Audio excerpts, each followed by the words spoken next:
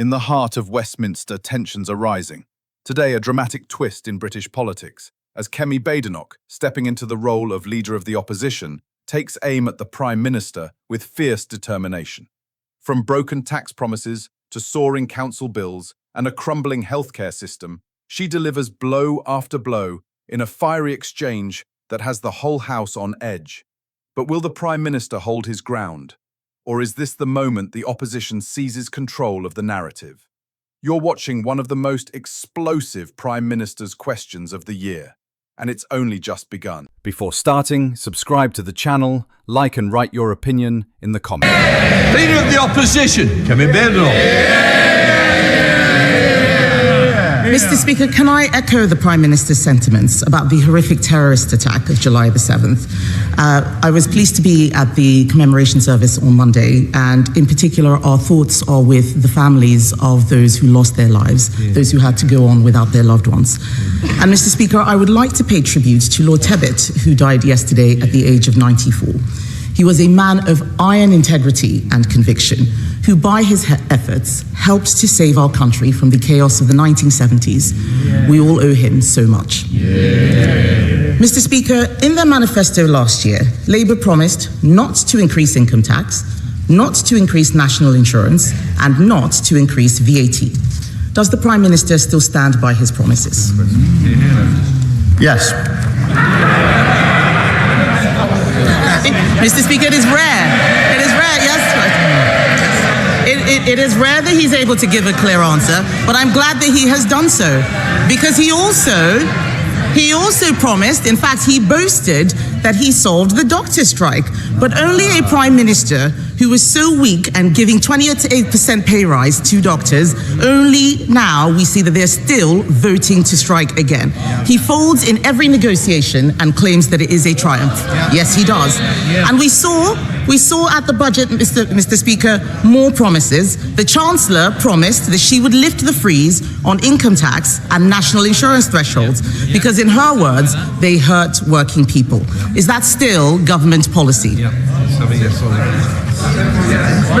Mr. Speaker, no Prime Minister or Chancellor is going to write a budget in advance. We are absolutely fixed on our fiscal rules. We remain committed to them. We remain committed to our budget, to our manifesto commitments. I realise that sticking to your fiscal rules and your manifesto commitments is a bit unfamiliar to the party opposite, but it's because of the decisions the Chancellor took, that this government has taken, that we can update the House. £120 billion of inward investment into this country since we took office. Business confidence at a 9-year high. That's longer than the Leader of Opposition has been in Parliament. Deloitte this week saying the UK is now the best place to invest, creating 384,000 jobs. What a contrast to the mess that we inherited from the party opposite. Mr. Speaker, there was no clear answer there. The whole House would have heard him fail to rule out freezing tax thresholds. He could say it in the first question, he could promise, but he couldn't this time round. But what does this mean, Mr. Speaker? He's talking about record investment and more jobs. We know that people are losing their jobs. Unemployment has gone up under Labour every single month since it's their year in office. But what does it mean on this issue of tax thresholds? It means that under Labour, millions of our poorest pensioners face being dragged into income tax for the first time ever. Does the Prime Minister think it is right that struggling pensioners should face a retirement tax? Mr. Speaker, for a Prime Minister or Chancellor to say we're not going to write a budget in advance isn't a Labour thing or a Tory thing. Every single Prime Minister and Chancellor says they won't. We will stick to our manifesto commitments. We will stick to our fiscal rules. This is a language they don't understand, which is why I have to... That's what got us into the problem in the first place. And whilst she comes here every week to talk the country down, that investment, record investment, £120 billion, that will be good, well-paid jobs across the country. And this investment, Mr. Speaker, is foreign investors who can choose whether to invest in this country. They're choosing to invest in this country now because they have confidence in what this government is doing. Kemi Badenoch. Mr. Speaker, investors are fleeing the country. They're fleeing the country. He says he sticks to his manifesto promises.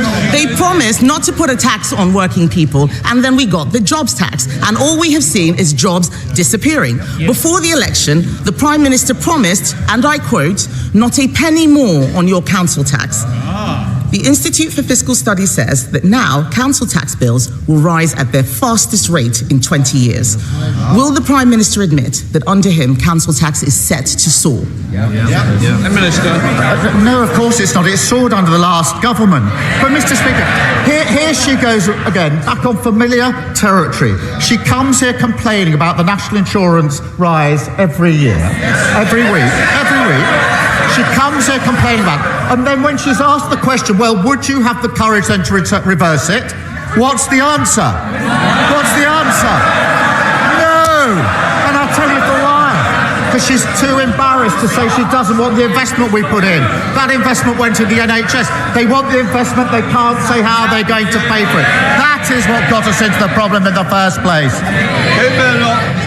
Mr. Speaker, he still doesn't understand, so I'm going to make it very simple for him. This is a mess of his own making. He shouldn't be asking how we would clean it up. The fact is, there is national insurance through the jobs tax, and that's why they have to put up council tax. The truth is, his catastrophic budget has created a domino effect which he cannot now control.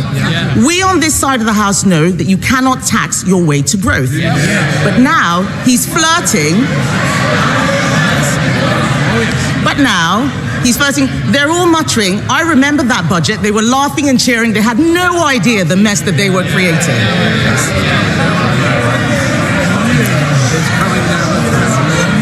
They should go and explain to their constituents about why unemployment is going up.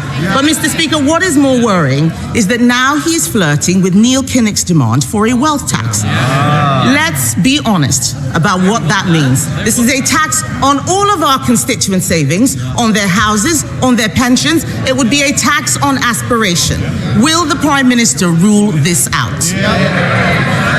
Mr. Fitch says we shouldn't be asking them for advice on the economy. She's absolutely right about that. We will not be asking for their advice. What we did in the budget was stabilise the economy through the measures taken by the Chancellor. And what has that led to? 4 interest rate cuts. For mortgage holders, that's hugely important. Compare and contrast what happened on the Liz Truss mini budget. The fastest growth in the G7 in the first quarter of this year. Wages up more in the first 10 months of a Labour government than the 10 years under the Tories. So no, we don't need lessons from them. Mr. Speaker, he says he stabilised the economy. Has he spoken to any farmers recently? It is time for him to take responsibility for the mess he is making. He has been in office for a year, and all we see is him congratulating himself on what a fantastic job that he has done. Nobody out there believes it. No, not even them. Not even them. What a weak chair. Mr. Speaker, he's congratulating himself. We can compare records. He talks about the fastest growing economy. We left him the fastest growing economy of the G7. We cut the deficit in every year until the pandemic. We got inflation down to 2%. On his watch, taxes are up.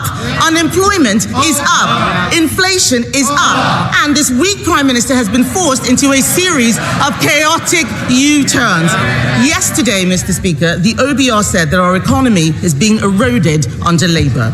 Doctor strikes, tax bombshells, the wealthy leaving in droves. Isn't the truth that under him he is dragging us back to the 1970s? Mr. Speaker, responsibility. We're responsible for 4 million extra appointments in the NHS. We're responsible for a 10-year plan on the future of the NHS after they broke it. We're also responsible for free school meals being rolled out in a way which has never been done by anyone. Breakfast clubs being rolled out, family hubs being rolled out, transport across the country, and migration coming down. We take responsibility and we're proud of that. Nigel Farage booed as he demands Starmer halt migrant deal with what he calls an arrogant anti-Brexit French government. In the Commons, Nigel Farage takes the floor and the atmosphere turns electric. With characteristic fire, he revives the rallying cry of the 2016 referendum, reminding MPs why millions, including Labour voters, backed Brexit to take back control of Britain's borders. He demands the Prime Minister draw a hard red line with France and refused to accept what he calls undocumented males crossing the English Channel. But Farage is met with audible boos across the chamber. Still, he presses on, calling for sovereignty and accusing the government of weakness in the face of EU pressure. The Prime Minister hits back hard. He dismisses Farage's rhetoric as empty posturing, accusing him of rejecting the Borders Bill and exploiting the crisis for political gain. He doesn't want to fix the problem, the PM says. He wants to milk it, exploit it. That's the truth about him and his party. Nigel Farage. Thank you, Mr. Speaker.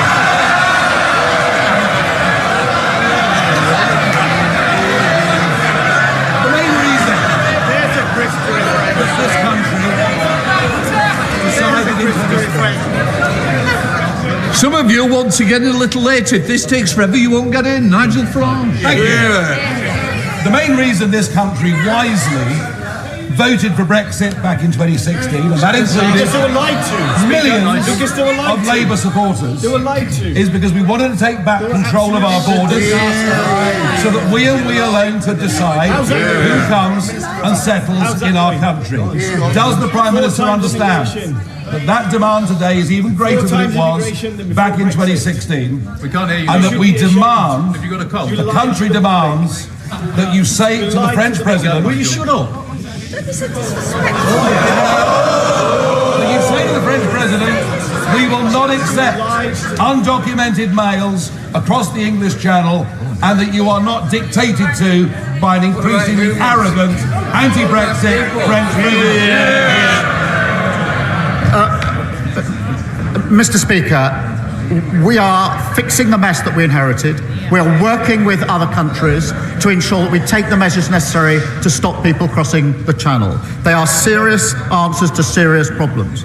His proposal for 10 years, wagging the Tory dog, has been to break everything and claim that's how you fix things, to stick two fingers up at your neighbours and then expect them to work with us. And he votes against the Borders Bill, which gives more powers to our law enforcement to deal with security at our borders.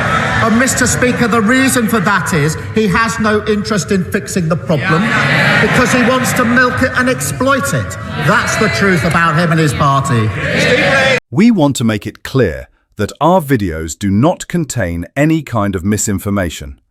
Our only goal is to deliver true and verified news to you.